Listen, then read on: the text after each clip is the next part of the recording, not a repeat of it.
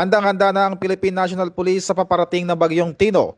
Ayon kay Acting Chief PNP Police Lieutenant General Jose Melencio Nartates Jr., maagang nag-deploy ang PNP ng mga tauhan sa mga lugar na posibleng tatamaan ng baha, landslide o storm surge. Pinuri ni Police Lieutenant General Nartates ang dedikasyon ng mga pulis sa buong bansa at tiniyak na nakahandang tumugon sa anumang oras kasama ang kanilang rescue teams, patrol units at communication hubs. Nakikipag-ugnayan na rin ang PNP sa LGU and the RRMC at iba pang ahensya upang masiguro ang mabilis na pagresponde at ligtas na paglikas ng mga residente sa apektadong lugar.